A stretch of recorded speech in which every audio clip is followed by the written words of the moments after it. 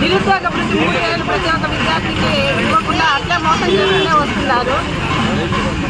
మనకు ప్రతి ఒక్క విద్యార్థికి కూడా 3,000 చొప్పున తీసుకుంటే 81,000 రూపాయలు బకాయి పడ్డారు ఇప్పటి వరకు మనకు ప్రభుత్వం.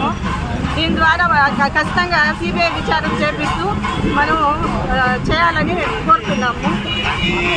రమేష్ గారు దీనిపై శ్రద్ధ వహించకుండా విద్యా అర్హత లేకుండా ఉండే వాళ్ళని అందరినీ కూడా కూర్చోబెట్టి డిఎస్సి వాళ్ళని ఉద్యోగస్తులుగా ఎన్నుకోవడం జరిగింది. ఇది చాలా దారుణంగా భావించి మేము లోకేష్ గారిని రాజీనామా అన్నా చేయాలని కోరుకుంటున్నాము, లేదంటే సిబిఐ విచారణ జరిపించాలని కోరుకుంటున్నాము ప్రభుత్వాన్ని. ఇంతవరకు మోసంగా జరిగిందని కూడా చాలు. ప్రతి ఒక్క విద్యార్థికి తల్లికి అమ్మఒడి అని చెప్పేసి జగనన్న హయాంలో ఆ రోజు మనకు చేర్చడం జరిగింది. తల్లికి వందనం పేరు మార్చారు కానీ ఇప్పటి వరకు అందరికీ కూడా మోసంగానే జరిగింది. ప్రతి సంవత్సరం జరుపుతున్న అమ్మఒడి పేరు మార్చి చేసిన దాంట్లో ప్రతి ఒక్కరికి కూడా కోత కోస్తూనే ఉన్నారు. ఎవరికి కూడా పూర్తి స్థాయిలో అందించింది మాత్రం ఏదీ లేదు. ఆనాడు ప్రతి ఇంటికి ఒక విద్యార్థి చదువుకోగలిగితే ఆ విద్యార్థి అతను వెనుక ఉన్న కుటుంబం కూడా బాగుపడుతుందని చెప్పేసి జగనన్న హయాంలో ప్రతి ఒక్క విద్యార్థి కూడా చదువుకోవాలనేసి తల్లికి వందనం విద్యా వసతి దీవెన, విద్యా దీవెన, అమ్మఒడి అనే పథకాలను అన్ని స్థాయిల్లో కూడాను ప్రతి ఒక్కరికి కూడాను చేరాలని చెప్పేసి ఆ రోజు జగనన్న హయాంలో అందరికీ పథకాలు అందించగలిగారు. విద్యార్థి ఒక కుటుంబానికి వెన్నుముక వంటి వాడు అని చెప్పేసి ప్రతి ఇంటిలోనూ పేద విద్యార్థి ఎక్కడా చదువు గురించి ఆగిపోకూడదని చెప్పేసి ఆనాడు జగనన్న హయాంలో అన్ని విధాల పథకాలు అందించి చదువుకోగలిగేదానికి స్తోమత లేని వాళ్ళందరికీ కూడాను మనం ఆనాడు సహాయాన్ని అందించగలిగి విద్యార్థులు చదువు నిలిచిపోకూడదని చెప్పేసి ముందుకు వెళ్ళాలనే దాని ద్వారా జగనన్న హయాంలో పథకాలను అందించగలిగారు. కానీ ఈనాడు మాత్రం పేర్లు మార్చి అన్ని మోసపూరితంగా జరిపిస్తున్నారే తప్ప ఏ ఒక్కరికి న్యాయం అనేది జరగడం లేదు.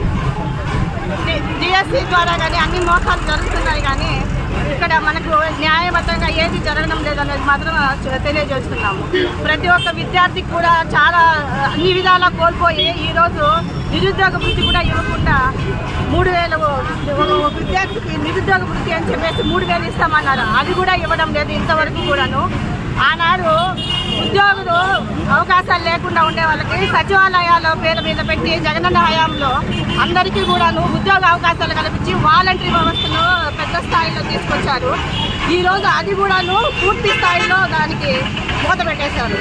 ఏ ఒక్క విషయంలో కూడాను ఆనాటికి ఆ ప్రభుత్వానికి ఈ ప్రభుత్వానికి ఉన్న వ్యత్యాసాలు ప్రజలందరికీ తెలుస్తూ ఉంది. డిఎస్సి అన్ని విధాలా కూడా మోసపూరితంగా జరుగుతుందని ప్రజలందరికీ తెలుస్తుంది. జగనన్న హయాంలో జరిగిన పథకాలని ఆలోచించండి, ఈ ప్రభుత్వంలో జరుగుతున్న పథకాలను ప్రజలకు ఏమాత్రం చేరుతుందో అనేది కూడా అందరూ ఆలోచించాలనేసి కోరుతున్నాం.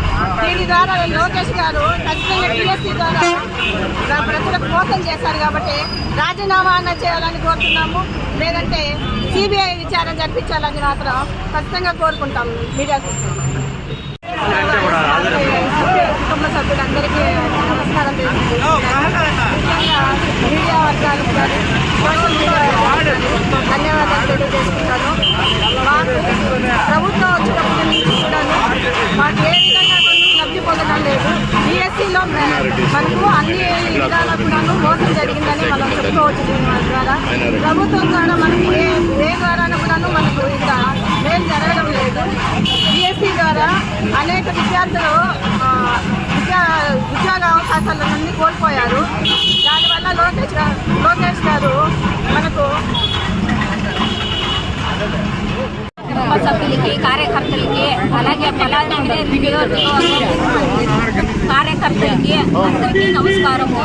ఈ పొద్దు డిఎస్సి చేసి రాపిచ్చి ఉద్యోగాలు ఇస్తాను అనేసి ప్రజలకి మోసం చేసి చంద్రబాబు నాయుడు గారు అలాగే లోకేష్ బాబు గారు వెంటనే రాజీనామా చేయాలని మహిళల తరఫున కోరుకుంటున్నాము. జై జగన్. తరపున నమస్కారాలు. ముఖ్యంగా ఇక్కడికి చేసిన మహిళలందరికీ ధన్యవాదాలు తెలియజేస్తున్నాను. ఈరోజు జగన్మోహన్ రెడ్డి అన్న ఆదేశాల మేరకు 3వ రోజు మెగా డిఎస్సి ధర్నాలో పాల్గొంటున్న మహిళలందరికీ మరొకసారి ధన్యవాదాలు తెలియజేస్తున్నాను. ఈ రోజున ముఖ్య ఉద్దేశం ఏమంటే మహిళలు ఇంత ఎత్తున వచ్చి పాల్గొనడం. డిఎస్సిలో ఇక్కడికి వచ్చిన వాళ్ళు కూడా చాలా మంది డిఎస్సి రాలేక ఉద్యోగం రాలేక వాళ్ళ పిల్లలు ఉద్యోగం రాలేక చాలా మంది ప్రభుత్వం ద్వారా అయితే నష్టపోయారు. మెగా డిఎస్సి పైన సిబిఐ విచారణ చేయించాలి, లేకపోతే విద్యాశాఖ మంత్రి నారా లోకేష్ అన్న గారు రాజీనామా చేయాలి. ఇప్పటికే చాలా మందికి నిరుద్యోగ వృత్తి కూడా 3,000 లెక్కన తీసుకున్నా కూడా 81,000 బ్యాలెన్స్ అనేది ఉంది. అదంతా చెల్లించాలని మేము కోరుకుంటున్నాము. చాలా మంది విద్యార్థులు ఫీజులు మెంబర్మెంట్ లేక పేద పిల్లలు, పేద మహిళ పిల్లలు చాలా మంది బాధపడుతున్నారు. వాళ్ళ విద్యా భవిష్యత్తునంతా కూడా వీళ్ళు స్పాయిల్ చేస్తున్నారు. సో దీని నుంచి మేము వైఎస్ఆర్సీపీ ప్రభుత్వం నుంచి గట్టిగా పోరాటం, మాకు న్యాయం జరిగే వరకు మెగా డిఎస్సి పైన ఖచ్చితంగా సిబిఐ విచారణ జరిపించాలి. దీనికి న్యాయం జరిపించాలని ప్రభుత్వాన్ని కోరుకుంటున్నాము. మీరు న్యాయం చేసే వరకు మా ధర్నాలు ఇట్లనే కొనసాగుతూనే ఉంటాయి. మా మహిళల తరఫున ఎప్పుడు మా వైఎస్ఆర్సీపీ పార్టీకి ఎప్పుడు అండగా నిలబడతామని ఈ సందర్భంగా మరొకసారి అందరికీ తెలియజేస్తున్నాము. ధన్యవాదాలు.